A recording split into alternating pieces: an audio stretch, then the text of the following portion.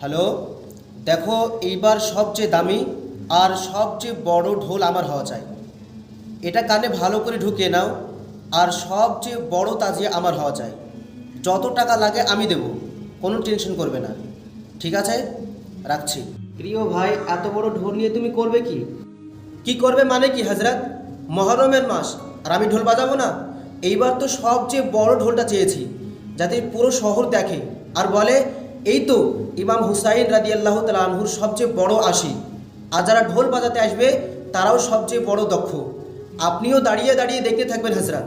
তোমার তো লজ্জা বলে কিছু নেই। এটা কি বলছেন হজরত? তোমার বাড়িতে কেউ মারা গেলে তখন আমি বাজারের সব থেকে বড় ঢোলটা তোমার বাড়িতে নিয়ে যাব, আর প্রতি বছরে তার মৃত্যুবার্ষিকীতেও সেই ঢোল বাজাবো। হজরত, এটা আপনি কেমন জাহিলি কথা বলছেন? জাহিলি তো তুমি দেখাচ্ছ। তুমি এটা পছন্দ করছো না যে তোমার বাড়ির কারো মৃত্যুর দিনে ঢোল বাজানো হোক। তো তুমি ইমাম হুসাইন রাদিয়াল্লাহু তাআলা আনহুর শাহাদাতের দিনে কেমনভাবে ঢোল বাজানোর কথা ভাবছো? ঢোল বাজানো হচ্ছে হারাম।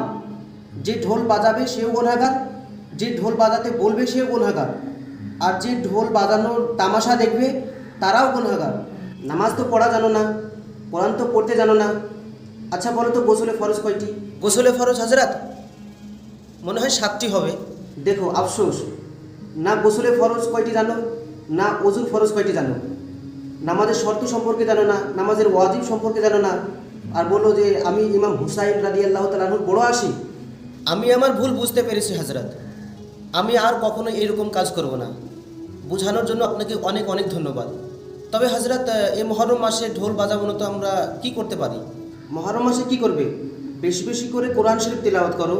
কোরআন শরীফ তেলাওয়াত করে তার সওয়াব ইমাম হুসাইন রাদিয়াল্লাহু তাআলা আনহুকে ইসালে সওয়াব করো। বেশি বেশি করে নফল নামাজ পড়ো। নফল নামাজ পড়ে আল্লাহর কাছে দোয়া করো তিনাদের জন্য, এবং মানুষকে বেশি বেশি করে খাবার খাওয়াও, রোজা রাখো। এই কাজগুলো তুমি করতে পারো। ঢোল বাজানো এটা শরীয়তে হারাম।